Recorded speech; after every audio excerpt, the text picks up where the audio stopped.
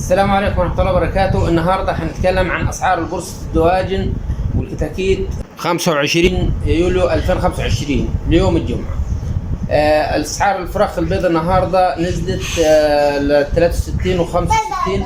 حقيقة إن الفراخ أقل حاجة بتوصل 67 جنيه النهاردة، لأن مفيش أي معروض دلوقتي نازل السوق.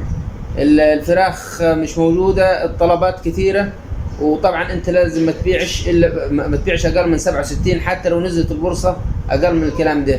انت لو عندك فراخ ممكن تصرفها على الهالي او تعلن عنها على الجروبات بتاعتك او الفيسبوك.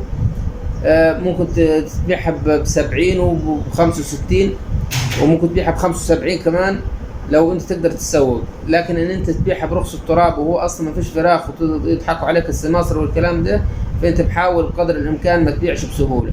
ولو حتى لو تقدر تاكلها وتاجلها لتاني يوم اكلها واجلها. ليه؟ علشان بتضيع تعبك كله في يوم واحد. السوق ما فيش فيه فراخ، الفراخ مطلوبه في الوقت الحالي، فانت خلي بالك من نفسك. الكتاكيت النهارده في الكتكوت زي ما هو، والاسعار الساسه من 102 ل 103، والكتاكيت نفس الاسعار اللي في الايام اللي فاتت، ما فيش فيها اي تغيرات. السلام عليكم.